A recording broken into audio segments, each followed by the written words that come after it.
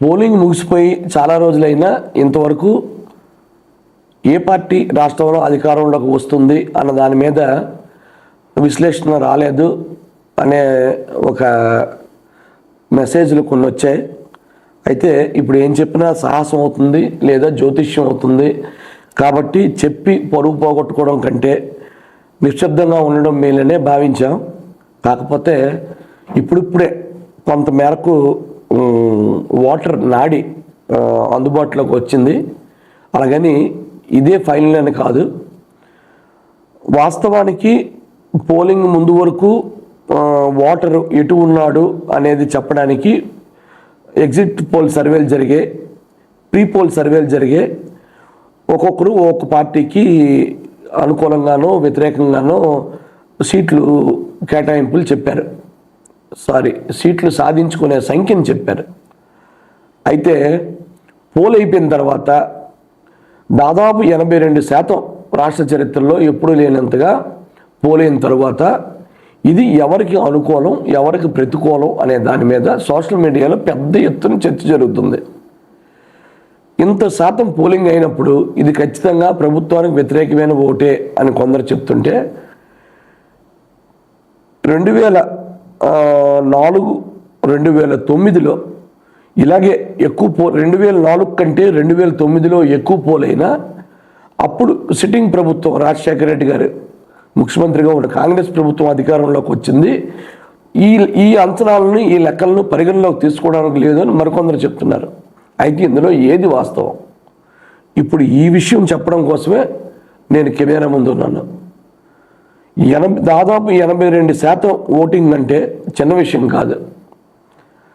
అయితే ఇది ప్రభుత్వానికి అనుకూలంగా పడిందా వ్యతిరేకంగా పడిందా అనేది ఒక లెక్క. ఏదైనా చాలామంది చెప్తున్నారు, రాజకీయ విశ్లేషకులు కానీ సీనియర్ జర్నలిస్టులు కానీ ఒక మాట చెప్తున్నారు. అదేంటంటే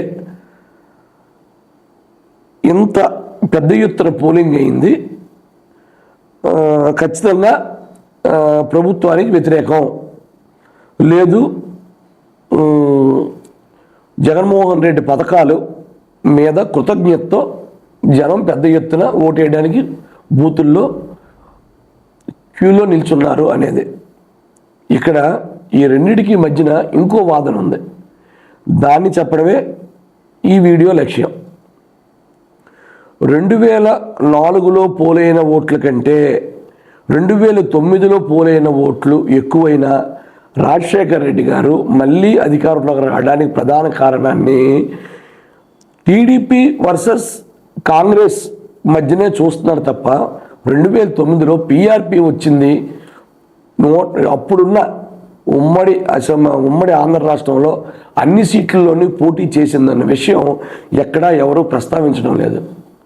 మీకు అక్కడ పోలింగ్ పెరగడానికి ప్రధానమైన కారణం మెగాస్టార్ ఇమేజ్లో ఉన్న చిరంజీవి రావడం.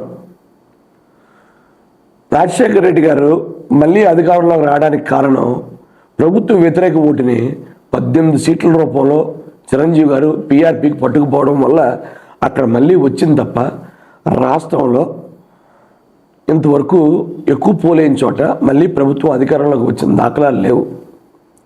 అయితే జగన్మోహన్ రెడ్డి గారు ఇన్ని సంక్షేమ పథకాలు పెట్టారు, మహిళా ఓటర్లు ఎక్కువ మంది ఉన్నారు, వాళ్ళందరూ ఎక్కువ శాతం ఓటేశారు కాబట్టి ఈసారి మళ్ళీ వైకాపా ప్రభుత్వం వస్తుందనేది ఒక వాదన. దీన్ని కూడా కొట్టి పారేయడానికి లేదు. అయితే ఇక్కడ ఒక చిన్న లాజిక్ చూడాలి. అదేంటంటే సాధారణంగా మనకు అప్పు కావాలంటే మన ఫ్రెండ్ దగ్గరికి డబ్బులు ఇచ్చే వరకు 10 సార్లు 100 సార్లు ఎన్నిసార్లైనా తిరుగుతాం. ఇంట్లో లేకపోతే అక్కడ కూర్చుంటాం, అప్పు తెచ్చుకుంటాం. అదే అప్పు తీర్చడానికి వెళ్ళినప్పుడు ఆ ఫ్రెండ్ లేకపోతే వెంటనే వెనక్కి వచ్చేసి మళ్ళీ ఎప్పుడు అందుబాటులో ఉంటామో చెప్పు బాస్, అప్పుడు తెచ్చి డబ్బులు ఇచ్చేస్తానని చెప్తాం. కృతజ్ఞత చూపడానికి ఇంత పెద్దన క్యూల్లో నిల్చుంటారా అనేది ఒక ప్రశ్న. ఒకవేళ కృతజ్ఞత చూపడానికే నిల్చుంటే ఇది రాష్ట్రంలో ఒక పెద్ద వేవ్. చాలామంది చెప్తున్నారు ఎవరు గెలిచినా బొటాబొటి మెజార్టీ అని. కానీ నా ఉద్దేశంలో ఎవరు గెలిచినా ఇది వన్ సైడ్ సునామీ. వైకాపా గెలిచిన నిర్ద్వందంగా గతసారి కంటే ఎక్కువ సీట్లు, టీడీపీ గెలిచిన ప్రభుత్వాన్ని ఏర్పాటు చేయడానికి అవసరమైన 88 బెంచ్ మార్క్ కంటే ఇంకా ఎక్కువ సీట్లు, బటాబుటీ కాకుండా ఇంకా చాలా ఎక్కువ సీట్లు తీసుకుంటుంది. ఈ ఓటింగ్ టీడీపీకి అనుకూలంగా ఉంటే 110 సీట్లు దాటిపోతుంది, వైకాపాకు అనుకూలంగా ఉంటే 150 సీట్లు దాటి పెరుగుతుంది. కాబట్టి ఈ ఎన్నికల్లో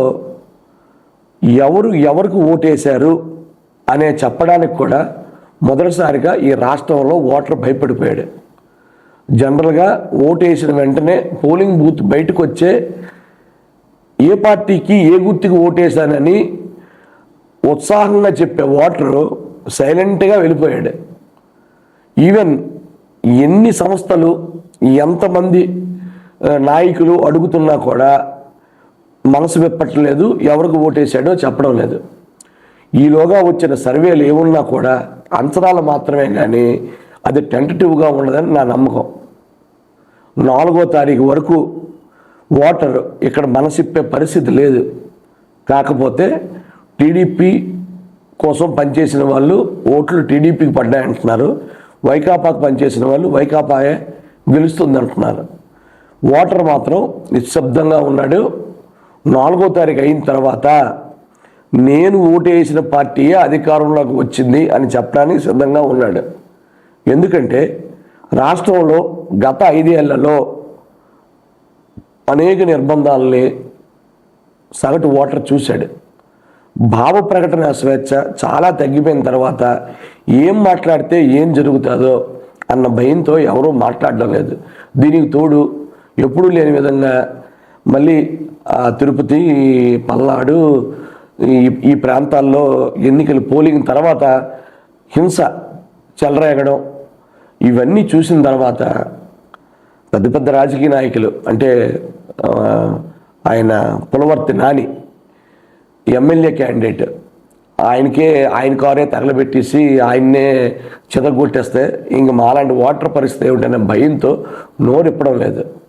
కానీ ఖచ్చితంగా ఈ పోలింగ్ పర్సంటేజు ఏదో ఒక పార్టీని ఒకవైపు బలంగా నెట్టుకుపోతుందనడంలో సందేహం లేదు. ఇక ఎవరు ఎలా గెలిచినా శ్రీకాకుళం నియోజకవర్గంలో సాక్షాత్తు రెవెన్యూ మంత్రి ధర్మాన ప్రసాదరావు ఉన్నారు కాబట్టి దీనికోసం చెప్తే బాగుంటుందని చాలామంది అడుగుతున్నారు. ఇంతకుముందు కూడా నేను చెప్పాను, జనరల్గా ఈ పార్లమెంటరీ నియోజకవర్గ పరిధిలో 7 అసెంబ్లీ నియోజకవర్గాలు ఉంటే సరాసరిగా ప్రతి నియోజకవర్గానికి 4 మండలాలు ఉన్నాయి.